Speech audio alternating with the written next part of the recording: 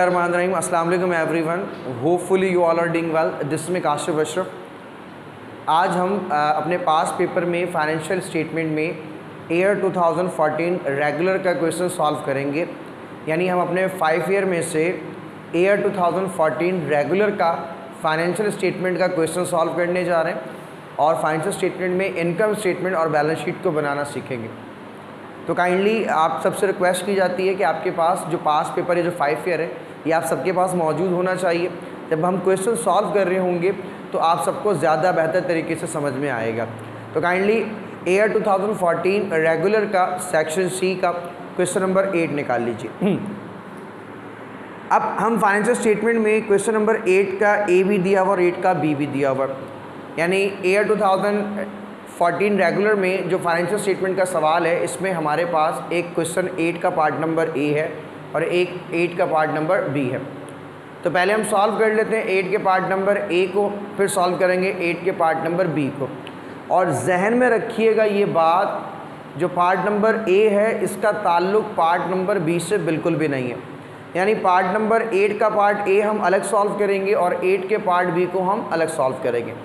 8 के part A में क्या कहा जा रहा है, फाइनेंशियल स्टेटमेंट लिखा हुआ है। ए में लिखा हुआ है merchandise opening, merchandise purchase, merchandise inventory ending, purchase return, purchase discount, transportation, compute cost of goods sold. तो हम क्या करेंगे, पहले सॉल्व करते हैं क्वेश्चन नंबर 8 के पार्ट नंबर ए को। और 8 के पार्ट नंबर ए में हम क्या सॉल्व करने जा रहे हैं जनाब, पहले कॉस्ट ऑफ गुड्स सोल्ड। ठीक है जी। तो मेरे पास बोर्ड पे जगह नहीं थी, जिसकी वजह से मैंने पहले कॉस्ट ऑफ गुड्स सोल्ड को फाइंड आउट करना है और उसके बाद मैं इनकम स्टेटमेंट और बैलेंस शीट को बनाऊंगा। तो cost of goods sold find out करना है, तो सबसे पहले क्या करेंगे, जो भी चीज़ आपने फाइंड आउट करनी है उसको लिखेंगे जी। क्या फाइंड आउट करने जा रहे हैं, कॉस्ट ऑफ गुड्स सोल्ड। और हम सब ये जानते हैं cost of goods sold find out करने का प्रॉपर एक फॉर्मेट है। कॉस्ट ऑफ गुड्स सोल्ड अगर हमें फाइंड आउट करना हो तो हम सबसे पहले मर्चेंडाइज की कौन सी इन्वेंट्री लेते हैं जनाब, ओपनिंग।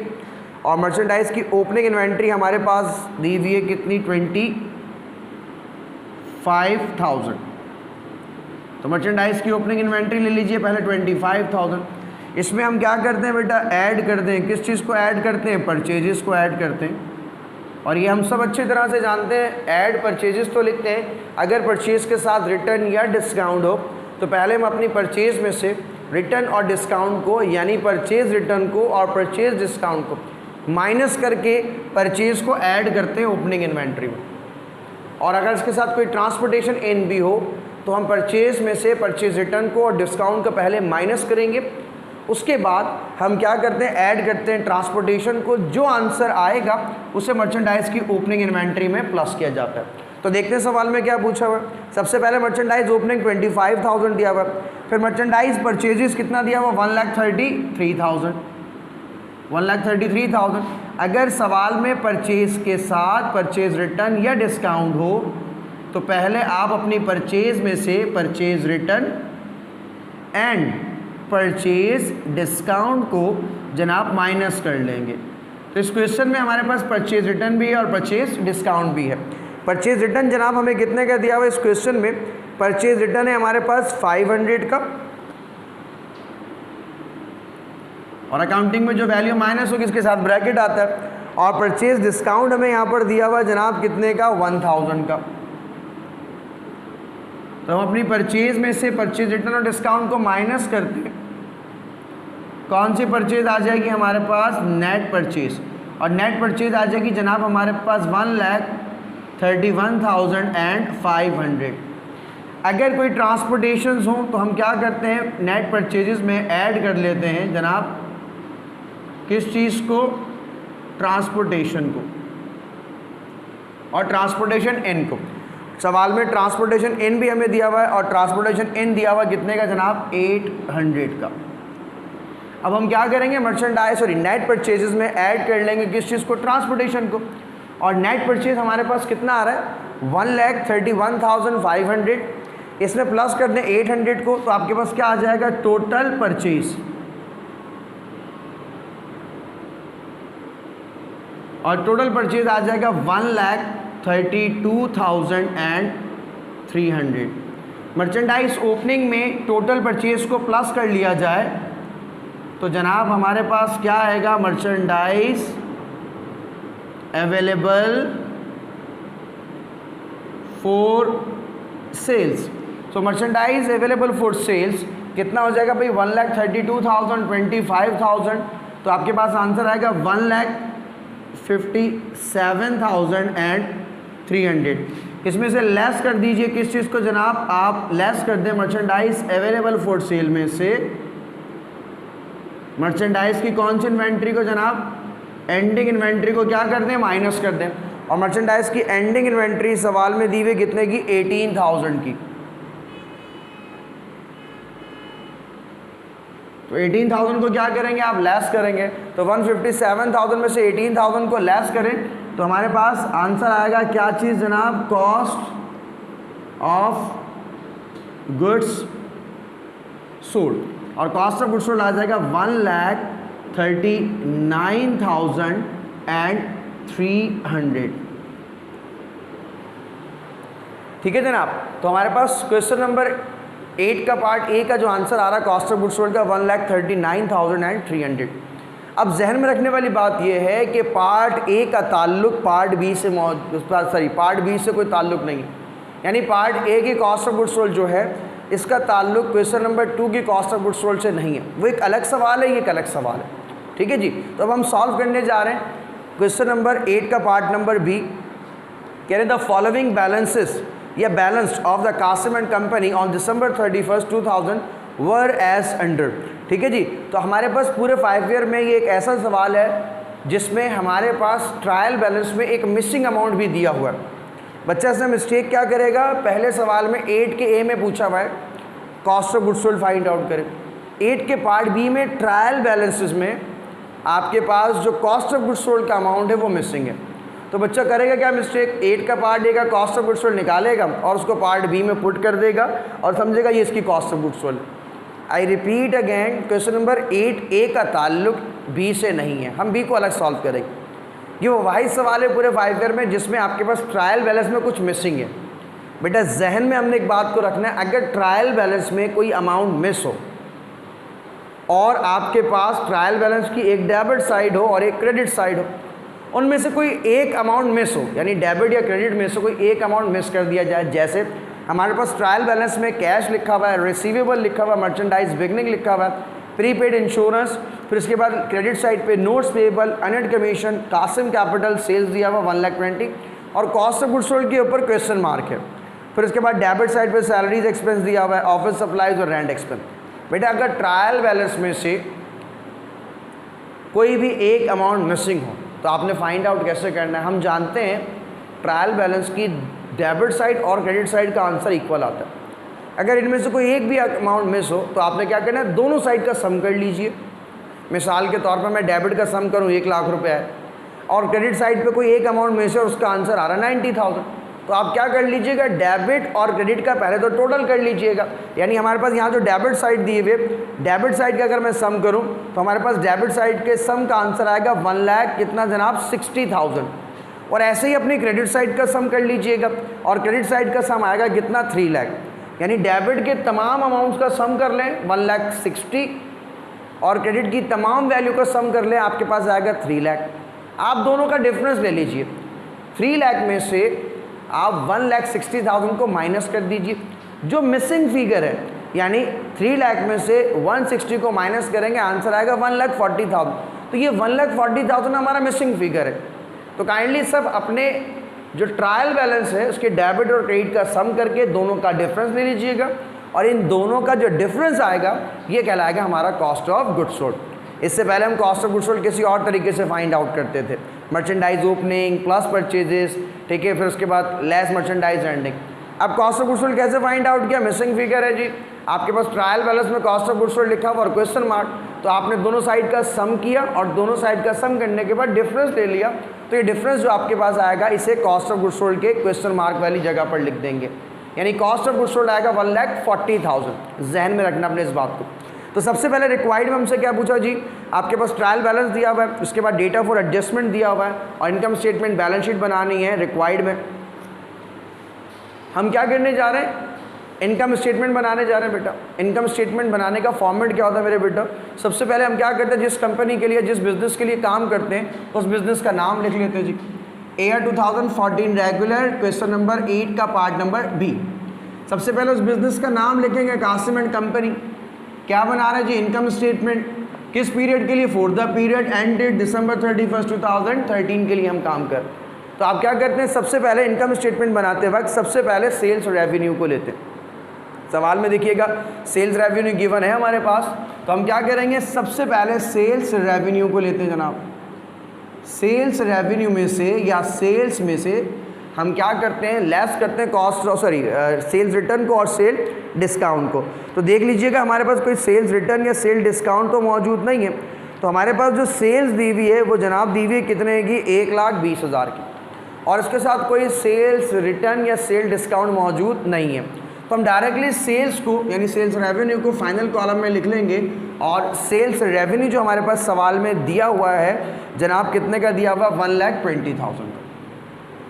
सबसे पहले सेल्स रखेंगे, सेल में से बेटा हम लेस कर देते हैं किस चीज़ को, कॉस्ट ऑफ गुड्स सोल्ड को। बेटा कॉस्ट ऑफ गुड्स सोल्ड मैं फिर रिपीट कर रहा हूँ, 8 के पार्ट ए से जो आप आंसर निकालेंगे कॉस्ट ऑफ गुड्स सोल्ड नहीं होगा। आप क्वेश्चन नंबर 8 के पार्ट बी का कॉस्ट ऑफ गुड्स सोल्ड कैसे निकालेंगे, डेबिट और क्रेडिट का सम कर लें दोनों साइड का, और दोनों का डिफरेंस ले लें। डेबिट का सम 1,60,000 आ रहा है, क्रेडिट का सम 3 लाख रुपए आ रहा है, इन दोनों का डिफरेंस 1,40,000 रुपये, ये हमारी क्या कहलाएगी, कॉस्ट ऑफ गुड्स सोल्ड। तो हम सेल में से कॉस्ट ऑफ गुड्स सोल्ड को क्या करेंगे जनाब, माइनस करेंगे। अब देखिए बेटा ये पहला सवाल ऐसा है कि जिसमें हमारी सेल्स कम है और उसकी कॉस्ट क्या है, ज़्यादा है। हम सेल में से कॉस्ट ऑफ गुड्स सोल्ड को माइनस करते हैं, यानी सेल्स ज़्यादा हो और कॉस्ट ऑफ गुड्स सोल्ड कम हो। मिसाल के तौर पे 1 लाख रुपए की सेल है और 80,000 रुपये की कॉस्ट है, तो हमें 20,000 रुपये का ग्रॉस प्रॉफिट होता है। लेकिन अगर आपकी सेल्स 1 लाख रुपए की है और कॉस्ट है 1.5 लाख रुपए की, तो फिर आपको ग्रॉस प्रॉफिट नहीं होगा, ग्रॉस लॉस होगा। क्या मतलब, इस बात को ज़रा समझिएगा। हमारे पास सेल जो दी हुई है वो 1,20,000 की है और उसकी कॉस्ट कितनी है, 1,40,000 की। सेल्स कम है, कॉस्ट ज़्यादा है, तो फिर हमें क्या होगा, जहां हम ग्रॉस प्रॉफिट लिखते थे अब क्या लिखेंगे, ग्रॉस लॉस। और ग्रॉस लॉस कितने का आएगा जनाब, 20,000 का। ठीक है, सेल्स कम और कॉस्ट ज़्यादा हो तो फिर हमें ग्रॉस लॉस होता है। फिर हम क्या करते हैं, सेल में से कॉस्ट ऑफ गुड्स सोल्ड को माइनस करें तो हमारे पास ग्रॉस प्रॉफिट या ग्रॉस लॉस आता है, तो ग्रॉस लॉस आ गया। ग्रॉस लॉस के बाद हम लेस करते हैं किस चीज़ को, बिजनेस के ऑपरेटिंग एक्सपेंसेस को। और बिजनेस के ऑपरेटिंग एक्सपेंसेस क्या तरीके का आ रहे हैं, हम बार बार इस बात को रिपीट करते हैं, हम अपने ट्रायल बैलेंस से देखते हुए आएंगे कि कौन कौन से हमारे बिजनेस के एक्सपेंसेस हैं। नंबर 1 कैश लिखा हुआ हमारे पास ट्रायल बैलेंस में। नंबर 2 रिसीवेबल है, फिर मर्चेंडाइज इन्वेंट्री है। तो कैश की नेचर एसेट होती है, बैलेंस शीट आइटम है। रिसीवेबल की नेचर एसेट है, बैलेंस शीट आइटम है। मर्चेंडाइज ओपनिंग रिकॉर्ड हो चुका है। प्रीपेड इंश्योरेंस की नेचर एसेट होती है, बैलेंस शीट में रिकॉर्ड हो। नोट्स पेबल की नेचर लायबिलिटी है जनाब। अनअर्न्ड कमीशन लायबिलिटी है। Capital, sales, cost of goods sold record कर दिया हमने। पहला एक्सपेंस लिखा हुआ कौन सा एक्सपेंस, सैलरीज एक्सपेंस। तो हम क्या करेंगे, सबसे पहले कौन सा एक्सपेंस लिखेंगे जनाब, सैलरीज एक्सपेंस। फिर हमने करना है क्या जनाब, अगर सैलरीज एक्सपेंस के साथ डेटा फॉर एडजस्टमेंट में, यानी ट्रायल बैलेंस में सैलरीज एक्सपेंस दिया हो और डेटा फॉर एडजस्टमेंट में एक्रूड सैलरीज या प्रीपेड सैलरीज या टोटल सैलरीज दिया हो, तो उसे कैसे एडजस्ट करते हैं। अगर ट्रायल बैलेंस में सैलरीज एक्सपेंस है और डेटा फॉर एडजस्टमेंट में एक्रूड सैलरीज है, तो हम क्या करते हैं, एक्सपेंस में एक्रूड एक्सपेंस को प्लस कर देते हैं। ट्रायल बैलेंस में सैलरीज एक्सपेंस है और डेटा फॉर एडजस्टमेंट में प्रीपेड सैलरीज है, तो हम क्या करते हैं, एक्सपेंस में से प्रीपेड को माइनस करते हैं। और टोटल अगर लिखा हो डेटा फॉर एडजस्टमेंट में, तो वही टोटल अमाउंट को हम कहाँ रिकॉर्ड कर देंगे भाई, ऑपरेटिंग एक्सपेंस में टोटल अमाउंट। और देखते हैं सवाल में क्या दिया हुआ। तो हमारे पास सवाल में सैलरीज एक्सपेंस ट्रायल बैलेंस में लिखा हुआ 11,000 रुपये। अब देखते हैं डेटा फॉर एडजस्टमेंट में कहीं एक्रूड सैलरीज या प्रीपेड सैलरीज या टोटल सैलरीज तो नहीं है, तो सवाल में एक्रूड सैलरीज लिखा हुआ है पॉइंट नंबर 2 में। तो सैलरीज एक्सपेंस कितने के रिकॉर्डेड हैं जी ट्रायल बैलेंस में, सैलरीज एक्सपेंस के 11,000 के। अब डेटा फॉर एडजस्टमेंट में देख लीजिएगा, कोई एक्रूड सैलरीज तो नहीं है या प्रीपेड सैलरीज तो नहीं है, बेटा अगर एक्रूड सैलरीज होगा तो अपने एक्सपेंस में प्लस करते हैं, और प्रीपेड सैलरीज होगा तो अपने एक्सपेंस में से, यानी जो ट्रायल बैलेंस में रिकॉर्ड हुआ हुआ है उस अमाउंट में से प्रीपेड सैलरीज को माइनस करेंगे। और डेटा फॉर एडजस्टमेंट में अगर टोटल एक्सपेंस लिखा है तो उस अमाउंट को हम ऑपरेटिंग एक्सपेंस में लेते हैं। तो देखते हैं सवाल में क्या है। तो सवाल में हमारे पास लिखा हुआ है जनाब सैलरीज एक्सपेंस 11,000 ट्रायल बैलेंस में, और डेटा फॉर एडजस्टमेंट में एक्रूड सैलरीज लिखा हुआ है 4,000। तो जनाब क्या करते हैं हम एक्रूड एक्सपेंस को प्लस करते हैं, प्रीपेड को माइनस करते हैं और टोटल हो तो उसी अमाउंट को लिखते हैं। तो हमारे सवाल में एक्रूड एक्सपेंस दिया हुआ कितने का 4,000 का। तो 11 और 4 कितना हो गया जनाब, टोटल आपके पास जो सैलरीज एक्सपेंस है वो कितने के आएंगे 15,000 के। दूसरा एक्सपेंस जनाब लिखा हुआ हमारे पास रेंट एक्सपेंस। अब रेंट एक्सपेंस लिख लीजिए जनाब पहले। अब देख लीजिए डेटा फॉर एडजस्टमेंट में कोई एक्रूड रेंट या प्रीपेड रेंट या टोटल रेंट तो नहीं लिखा हुआ। तो हमारे पास इस सवाल में कोई रेंट का अकाउंट मौजूद नहीं है डेटा फॉर एडजस्टमेंट में। तो हम रेंट एक्सपेंस को डायरेक्टली लिख देंगे जनाब, रेंट एक्सपेंस आ गए 3,000। अब हम आ जाएंगे किस चीज़ पे, डेटा फॉर एडजस्टमेंट पे। डेटा फॉर एडजस्टमेंट में पहला अकाउंट लिखा हुआ है ऑफिस सप्लाइज यूज्ड, और हम सब जानते हैं ऑफिस सप्लाइज यूज्ड का मतलब ऑफिस सप्लाइज एक्सपेंस होता है बेटा। और हम ट्रायल बैलेंस में देखेंगे ये ऑफिस सप्लाइज एक्सपेंस या ऑफिस सप्लाइज तो मौजूद नहीं है। तो हमारे पास ऑफिस सप्लाइज ट्रायल बैलेंस में लिखे हुए 8,000 के, यानी एसेट अकाउंट है, और उसमें से नीचे ट्रायल बैलेंस में बता रहे हैं एक्सपायर्ड या यूज्ड, कितना यूज है जी 5,000, यानी 8,000 का एसेट था, 8,000 में से 5,000 यूज हो गया तो एक्सपेंस है जनाब, यानी इनकम स्टेटमेंट में आप 5,000 रिकॉर्ड करेंगे। यानी 8,000 के एसेट में से 5,000 यूज हो गया, एक्सपेंस हो गया, इनकम स्टेटमेंट में आ गया। 3,000 का एसेट बच गया, ये कहाँ रिकॉर्ड कर देंगे हम अपनी बैलेंस शीट में।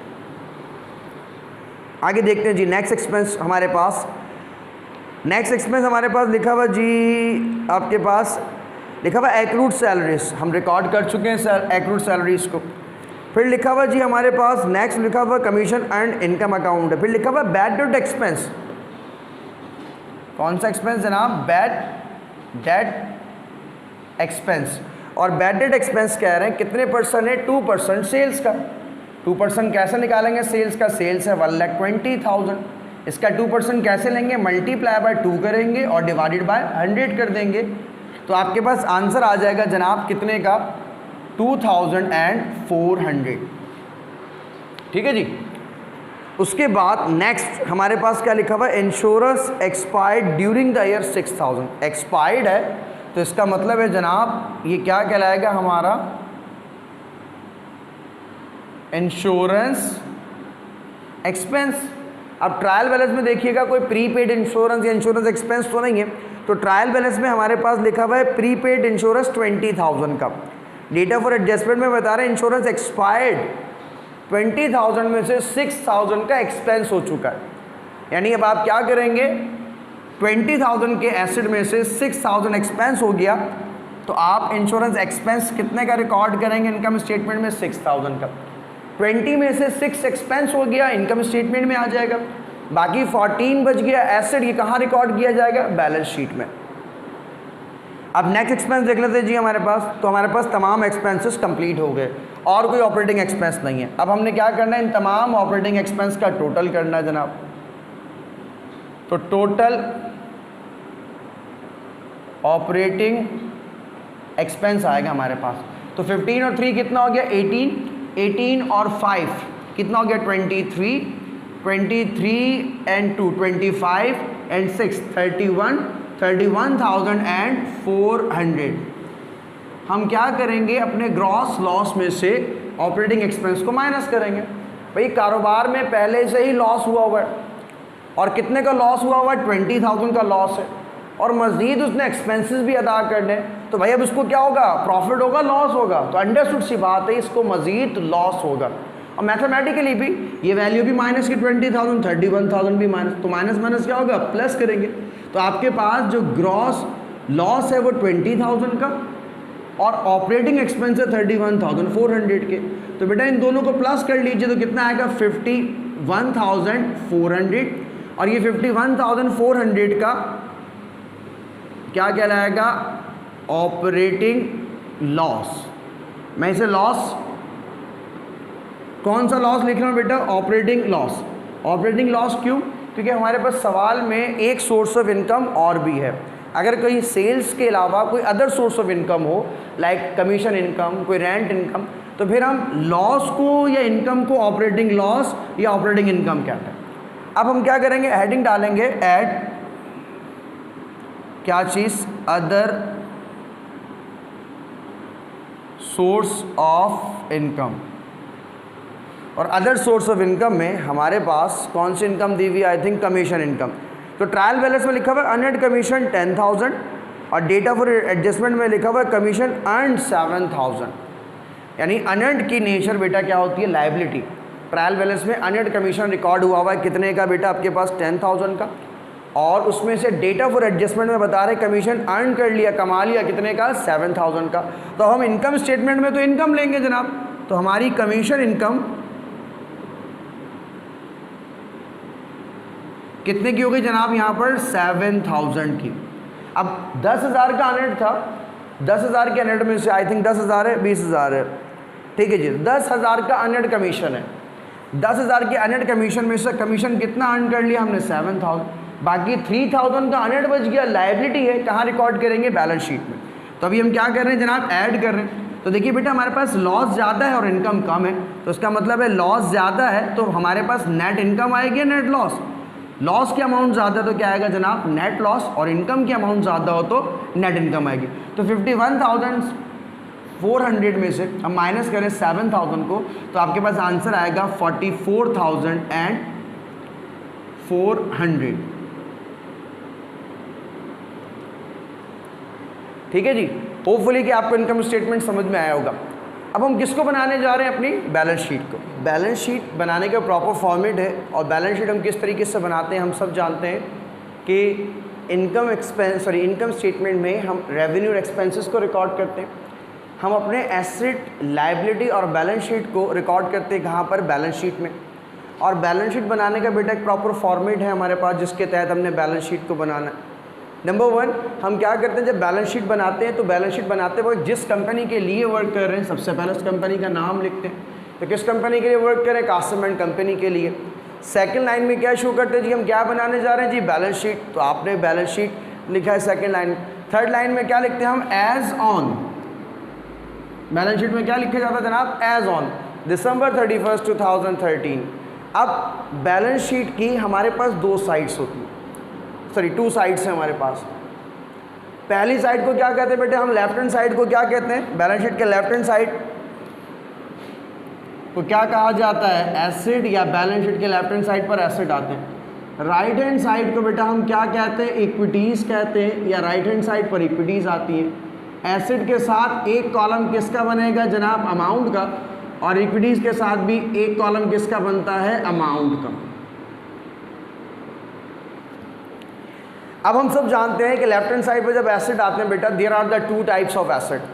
Number 1 is current asset. तो आप सबसे पहले क्या करते हैं? बैलेंस शीट में सबसे पहले कौन से एसेट लिखेंगे बेटा? करंट एसेट्स लिखेंगे।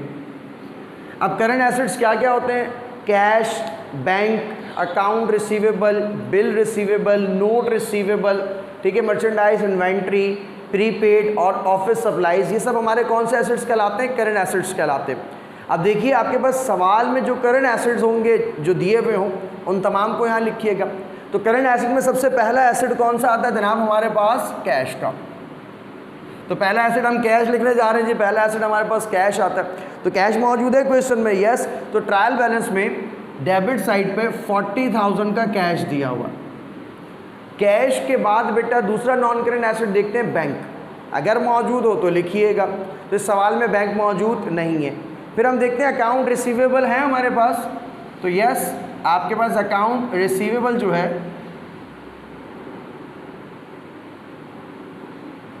कितना दिया हुआ जनाब? सवाल में अकाउंट रिसीवेबल की वैल्यू दी हुई जनाब 60,000 की।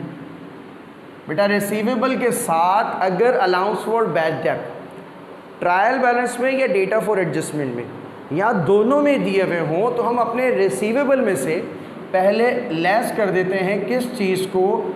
अलाउंस फॉर बैड डेट को।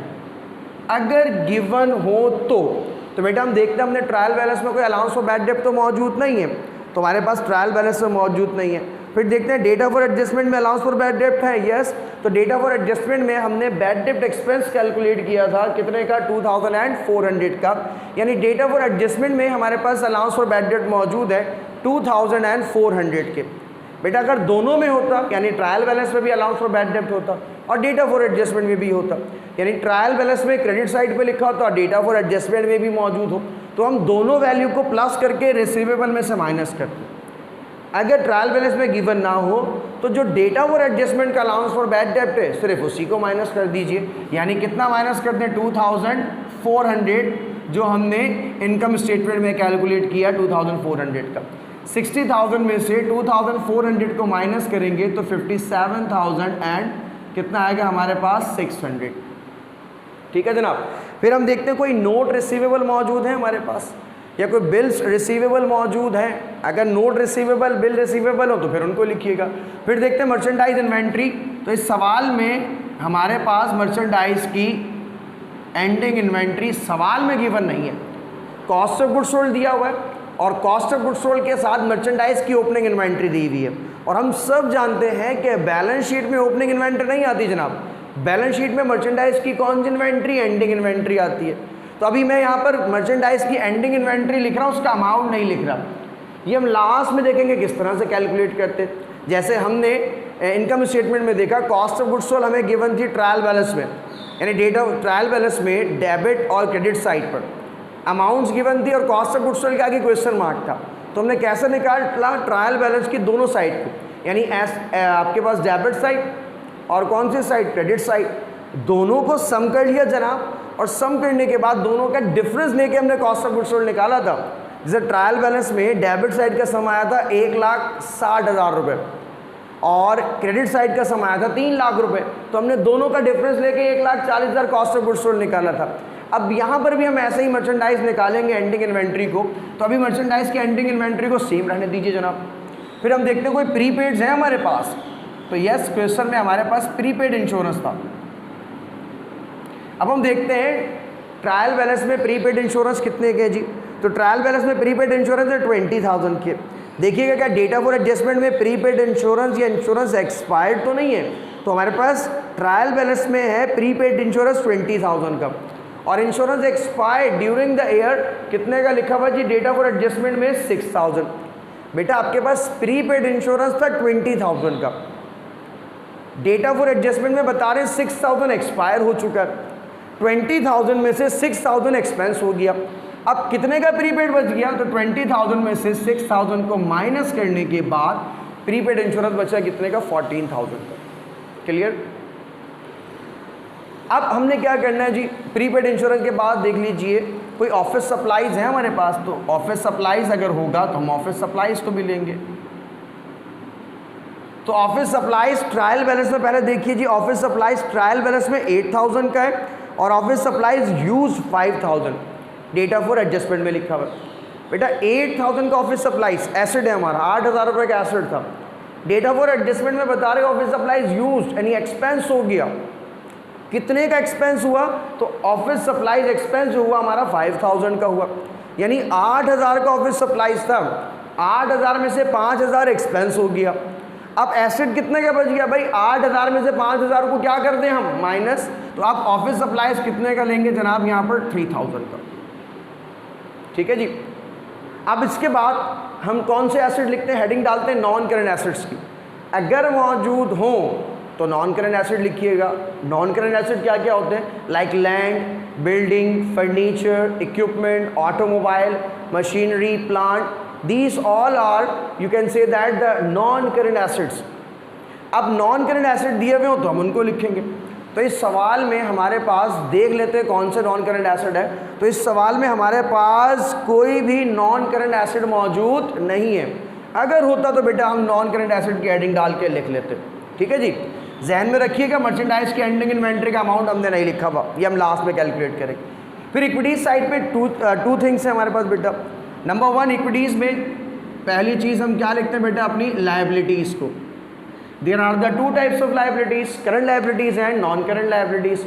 पहले बैलेंस शीट में कौन सी लायबिलिटीज आएंगी? Current liabilities, like accounts payable, bills payable, notes payables, bank overdraft, earned incomes और एक्रूड एक्सपेंस। ये बात मैं हर सवाल में बार बार इसलिए रिपीट करता हूँ कि आप सबको ये non current asset, current assets, current liabilities, non current liabilities याद हो जाए। ठीक है जी। तो अब देख लीजिएगा सवाल में जो भी करंट लायबिलिटी दी हुई हो वो लिख लीजिएगा यहाँ पर। अब पहले देखते हैं अकाउंट्स पेबल मौजूद है सवाल में? नहीं है जी। फिर देखते हैं नोट्स पेबल मौजूद है? यस। तो नोट्स पेबल हमारे पास सवाल में जो दिया हुआ है वो है नोट्स पेबल 20,000 का। बेटा नोट्स पेबल के बाद हम अगला अकाउंट देखते हैं। नोट्स पेबल के बाद हम देखते हैं कोई बिल्स पेबल तो मौजूद नहीं है, अगर होते तो फिर लिखते। फिर उसके बाद देखते कोई बैंक ओवरड्राफ्ट है, अगर होता तो उसे लिखते। अब हम देखते कोई अर्नड इनकम्स हैं, तो हमारे सवाल में अर्नड कमीशन था, अर्नड कमीशन। बेटा ट्रायल बैलेंस में अर्नड कमीशन लिखा हुआ है 10,000 का, और अर्नड कमीशन की नेचर लायबिलिटी होती है। डेटा फॉर एडजस्टमेंट में देख लीजिएगा कोई अर्नड कमीशन या फिर कमीशन अर्न तो नहीं लिखा हुआ। तो हमने देखा ट्रायल बैलेंस में 10,000 का अर्नड कमीशन है। डेटा फॉर एडजस्टमेंट में बता रहे कमीशन अर्न 7,000, यानी हमने 10,000 के अर्नड कमीशन में से 7,000 का कमीशन अर्न कर लिया। भाई 10,000 का अर्नड था, 7,000 रुपये अर्न कर लिया। अब कितना बचा? तो अब बचा अर्नड कमीशन कितने का? हमारे पास 3,000 का, यानी अर्नड 7,000, 10,000 का था, 7,000 अर्न कर लिया, 10 में से 7,000 को माइनस कर दिया। अब अर्नड कितने का जी? 3,000 का। फिर हम देखते हैं कोई एक्रूड एक्सपेंस तो नहीं है हमारे पास। देखते हैं डेटा फॉर एडजस्टमेंट में लिखा हुआ है एक्रूड सैलरीज और एक्रूड एक्सपेंस की दो नेचर होती है जनाब। ये एक्सपेंस भी होता है और पेएबल भी होता है, यानी इनकम स्टेटमेंट में भी रिकॉर्ड होगा एक्सपेंस के नाम से और बैलेंस शीट में भी रिकॉर्ड होगा किस नाम से? पेएबल के नाम से। तो हमारे पास क्या आ जाएगा? Salaries payable. और सैलरीज पेएबल एक्रूड जो हमें दिया हुआ है वो कितने का? 4,000 का। तो बैलेंस शीट में 4,000 सैलरीज पेएबल आ जाएगा। अब बेटा नॉन करंट लायबिलिटीज देख लीजिए, like long term loans, bank loans, ठीक है, मॉर्गेज पेएबल्स अगर हों तो इन्हें भी मेंशन कर दीजिएगा। तो इस सवाल में I think non current liability मौजूद नहीं है। अब हम हेडिंग डालेंगे किस चीज़ की जनाब? ऑनर्स इक्विटी की। जब ऑनर्स इक्विटी की हम हेडिंग डालेंगे तो ऑनर्स इक्विटी में सबसे पहले हम क्या रखते हैं जनाब? अपने कैपिटल को रखते हैं। तो हमारे क्वेश्चन में कैपिटल कितना दिया हुआ जनाब? हमारा जो कैपिटल दिया हुआ कासम कैपिटल वो है 1,50,000 का। तो सबसे पहले कैपिटल रखते हैं। अब देख लीजिएगा इनकम स्टेटमेंट में हमें प्रॉफिट हुआ या लॉस, यानी इनकम है या लॉस। इनकम है तो कैपिटल में प्लस किया जाता है और लॉस हो तो कैपिटल में से माइनस। तो हमारे क्वेश्चन में अभी क्या मौजूद है? लॉस दिया हुआ है। तो हम अपने कैपिटल में से लॉस को माइनस कर लें तो हम क्या लिखेंगे? लेस नेट लॉस, और नेट लॉस है 44,400 का। 1,50,000 में से 44,400 को माइनस करें, जो आंसर आएगा उसमें से ड्राइंग्स को माइनस करते हैं। देखते हैं सवाल में ड्राइंग्स है क्या हमारे पास? तो इस सवाल में हमारे पास कोई ड्राइंग्स मौजूद नहीं है जनाब। अब ड्राइंग्स मौजूद नहीं है तो हम कैपिटल में से नेट लॉस को माइनस करें। 1,50,000 में से आप 44,400 को माइनस कर दें तो बचेगा 1,05,600। अब 1,05,600 में तमाम लायबिलिटीज़ को प्लस कर दें।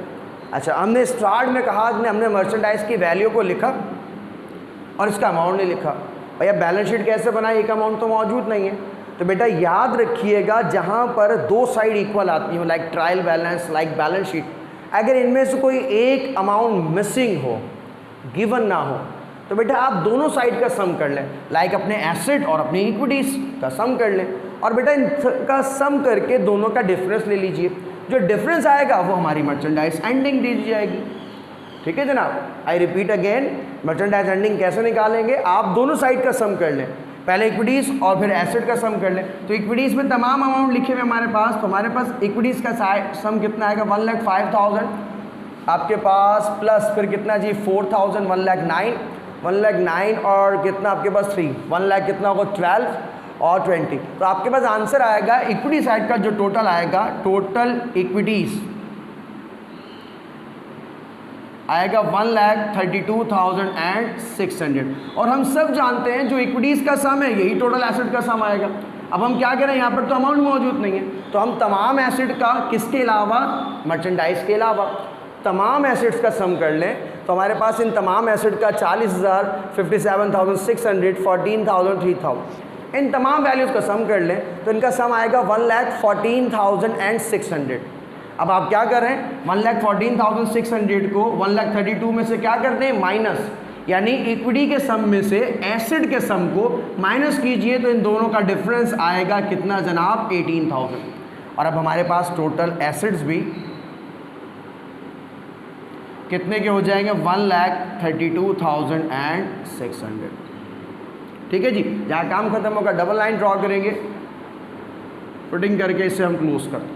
तो होपफुली जो आज आपके साथ income statement balance sheet share किया है आप सबको समझ में आया होगा। थैंक यू सो मच, अल्लाह हाफिज़।